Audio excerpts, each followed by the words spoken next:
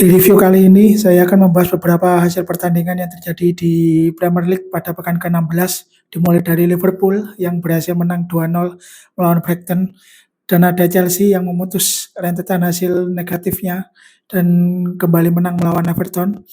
Arsenal terlihat sedikit kesulitan ketika menang melawan Wolves, dan ada Manchester City yang masih clean sheet kemenangannya ketika bertamu di kandang Crystal Palace. Bagaimana review lengkapnya dari hasil-hasil pertandingan Premier League pekan ke-16? Mari kita bahas selengkapnya di video kali ini.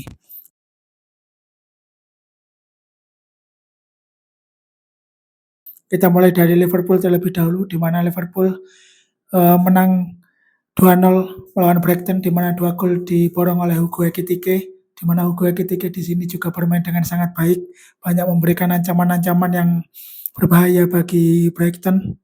Dan dengan formasi yang diturunkan tadi malam oleh Arne Slot, yaitu formasi 4-2-3-1, menurut saya formasi yang sangat efektif untuk Liverpool, di mana Curtis Jones kembali diduetkan sebagai double pivot dengan Gravenberch, di mana dia lebih baik dipasangkan sebagai DMF daripada dipasang di sayap kanan, karena lebih efektif, dan Curtis Jones juga lebih keluar permainannya, lebih menguasai lini tengah dari Liverpool. Dan juga Hugo Ekitike kembali dipasangkan sebagai starter juga memberikan penampilan yang sangat baik dengan 2 golnya. Saya rasa Arne Slot sudah cukup untuk melakukan eksperimen, dia tidak perlu lagi harus menurunkan Alexander Isak dan Hugo Ekitike secara bebarengan karena terbukti tidak berjalan dengan baik. Dan lebih baik seperti ini, mungkin Alexander Isak bisa dipasang sebagai substitusi untuk Hugo Ekitike. Ya, meskipun harganya yang mahal, dia hanya dicadangkan, mungkin sedikit disayangkan untuk Liverpool, makanya Arne Slot terus melakukan eksperimen, berusaha atau mengupayakan dua striker mahalnya yaitu Hugo Ekitike dan Alexander Isak bisa turun secara bebarengan. Dan kita lihat juga tadi malam Mohamed Salah akhirnya dipanggil kembali ke dalam skuad oleh Arne Slot, dan tadi malam juga bermain, bahkan cukup banyak menitnya bermain Mohamed Salah tadi malam ketika mengganti Joe Gomez, di mana Joe Gomez cedera dan dia dipasangkan di sayap kanan, dan akhirnya terpaksa Dominic Szoboszlai sedikit mundur ke belakang dan terlihat formasi Liverpool berubah menjadi 3 back. Dan tadi malam juga Salah memberikan penampilan yang cukup baik menurut saya dengan banyak memberikan ancaman-ancaman juga. Dan ada satu peluang besar juga yang ditepis oleh kiper Brighton yang diselesaikan oleh Mohamed Salah. Menurut saya ini yang harusnya ditunjukkan oleh Mohamed Salah, di mana ketika dia dicadangkan dan tidak dimasukkan sebagai starter, harusnya dia harus menunjukkan dengan permainan yang memukau, permainan yang baik, karena dia juga sebagai pemain dengan gaji tinggi di Liverpool, bukan malah memberikan sindiran-sindiran lewat konferensi pers. Itu yang membuat Arne Slot cukup jengkel menurut saya. Dan tadi malam juga Arne Slot masih dingin sikapnya dengan Mohamed Salah, di mana ketika Mohamed Salah akan masuk ke lapangan terlihat Arne Slot tidak memberikan instruksi dan justru asisten pelatihnya memberikan instruksi.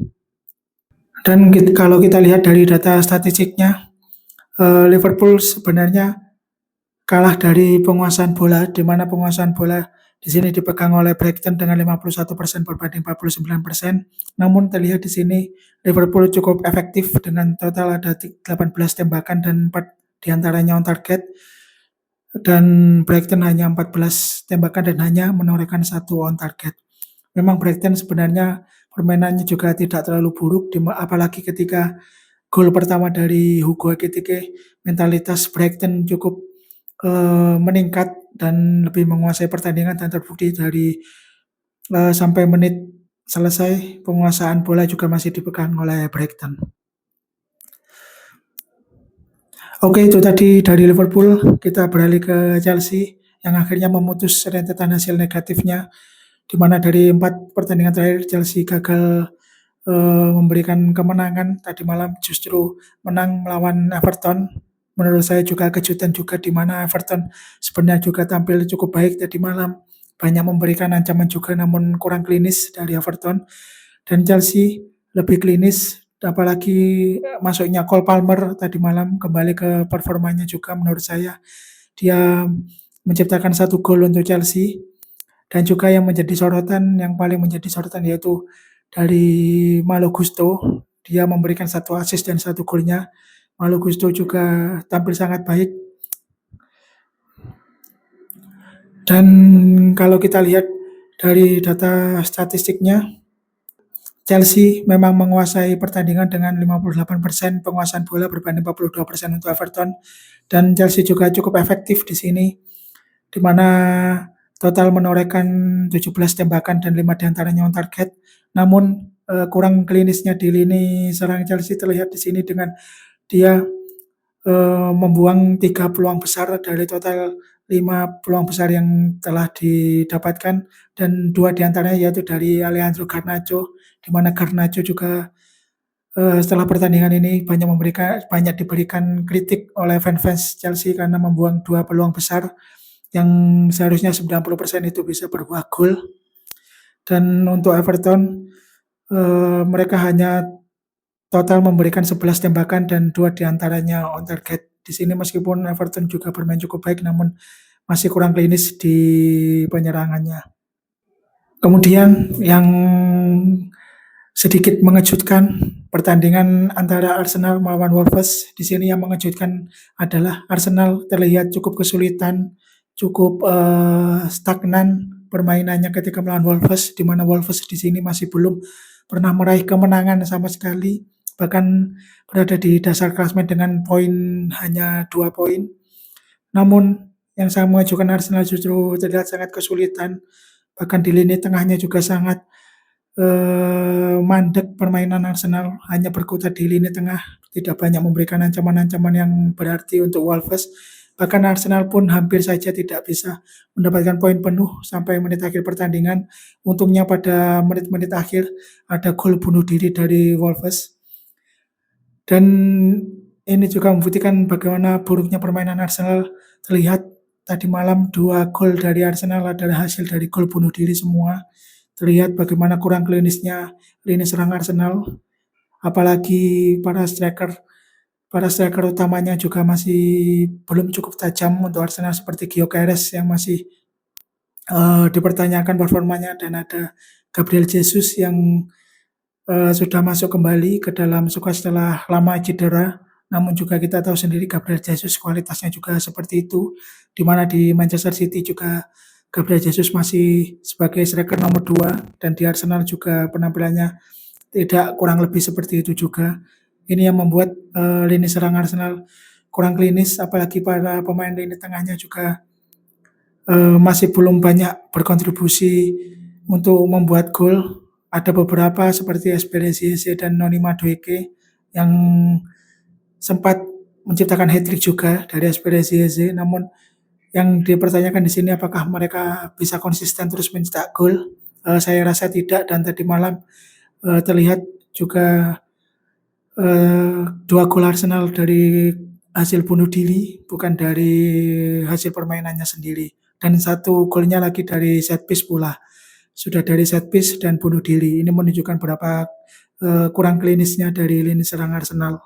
Dan itu semua juga bisa kita lihat dari statistiknya, di mana Arsenal meskipun menang dari penguasaan bola dengan 69%, namun mereka hanya mampu menorehkan 2 tembakan on target dari total 16 tembakan dan memberikan 3 peluang besar, namun 3 peluang besar itu juga gagal dimanfaatkan oleh Arsenal. Ini sungguh sangat disayangkan Arsenal. Apakah nanti Arsenal masih bisa menjadi kandidat kuat menjuarai Premier League melihat permainannya seperti ini? Meskipun banyak dikeluhkan dari Mikel Arteta mungkin karena pemainnya kecapean, namun menurut saya itu alasan yang kurang profesional sebagai tim besar. Bagaimana Mikel Arteta juga memiliki banyak pemain-pemain bagus di lini tengah, kedalaman skuadnya juga bagus di musim ini, seharusnya dia harus lebih bijak melakukan rotasi supaya hal-hal seperti ini tidak terjadi, di mana faktor kelelahan ini tidak bisa terjadi di pemain-pemainnya. Kemudian kita dari pertandingan kejutan Arsenal, kita beralih ke Crystal Palace yang dibantai Manchester City dengan skor 3-0 di kandangnya sendiri. Manchester City masih clean sheet setelah pertandingan terakhirnya melawan Sunderland juga menang 3-0. Tadi malam menang 3-0 lagi melawan Crystal Palace, di mana Crystal Palace ini merupakan salah satu tim yang dinilai cukup solid pertahanannya, cukup kuat pertahanannya. Apalagi tadi malam bermain di kandangnya sendiri, Crystal Palace banyak dijagokan eh, oleh beberapa fans dan oleh beberapa pengamat sepak bola. Namun Manchester City justru menepis dan berhasil menang 3-0, menang meyakinkan.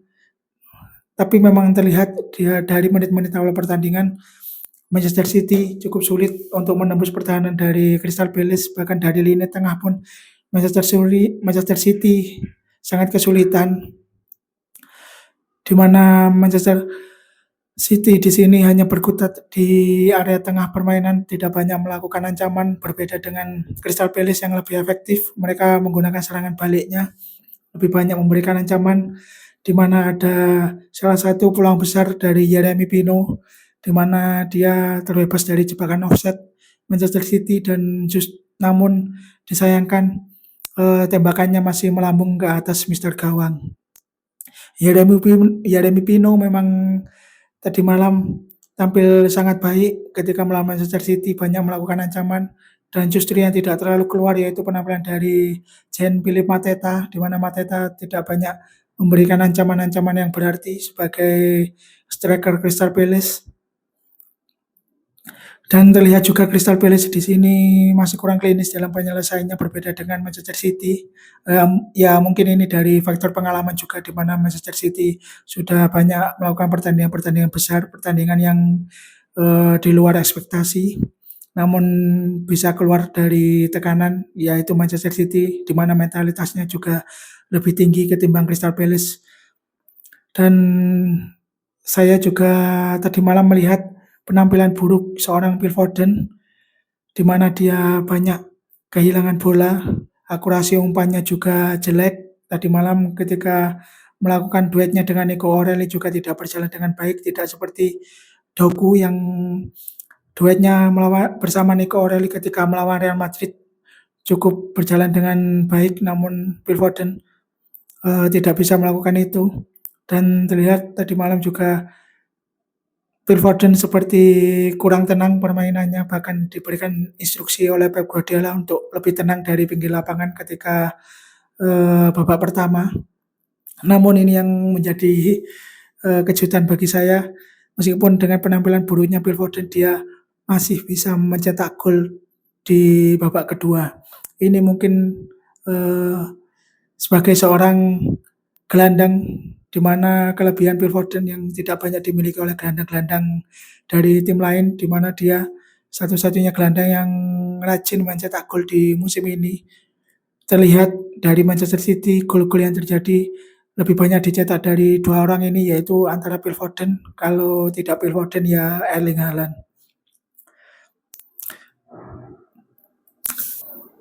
Dan kalau kita lihat dari data statistiknya, Manchester City memang menang dari penguasaan bola, dan di sini terlihat keefektifan dari Crystal Palace. Mereka berhasil melesatkan 16 tembakan dan 4 tembakannya on target, dan juga di sini memperlihatkan betapa kurang klinisnya serangan dari Crystal Palace.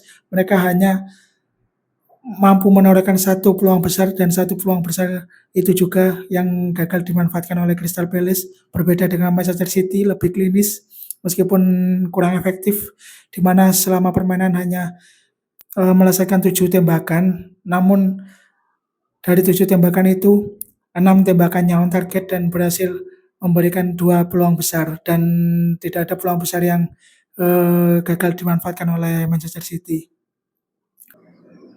Oke, itu tadi dari Manchester City. Selanjutnya kita beralih ke Nottingham Forest yang menang telak 3-0 melawan Tottenham Hotspur, di di mana Spurs di sini bermain sangat buruk tadi malam, bahkan dibobol 3 kali oleh Nottingham Forest, di mana Nottingham Forest juga, di mana tim yang masih terseok-seok di papan bawah, namun di sini memperlihatkan betapa, kurang kurang stabilitasnya permainan dari Tottenham, di mana Tottenham memang pada musim ini sangat tidak konsisten, banyak mengalami kekalahan, banyak mengalami hasil imbang dan bahkan terseok-seok di papan tengah klasemen. Tadi malam juga dibuktikan oleh Nottingham Forest, mereka berhasil membabat habis Tottenham dengan 3 gol, di mana 2 golnya dari Callum Hudson-Odoi, di mana Callum Hudson-Odoi ini bermain sangat baik pula tadi malam. Tottenham menurut saya, penurunan performanya mungkin karena banyak dari skuad Tottenham ini pemain tidak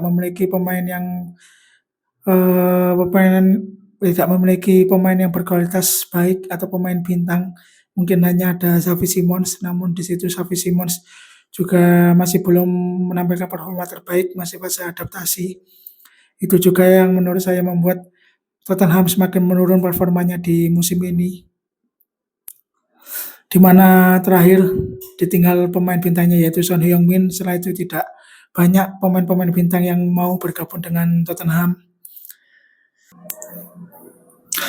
Dan dari data statistik juga bisa kita lihat di sini Tottenham Hotspur tidak mampu berbuat banyak dan tidak banyak melakukan serangan.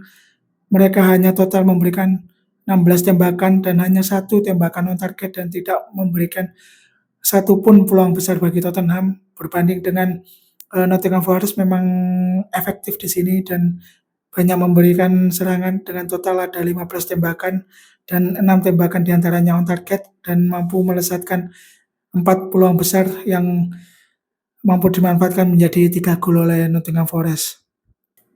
Itu tadi beberapa pertandingan yang bisa saya bahas pada pekan ke-16 Premier League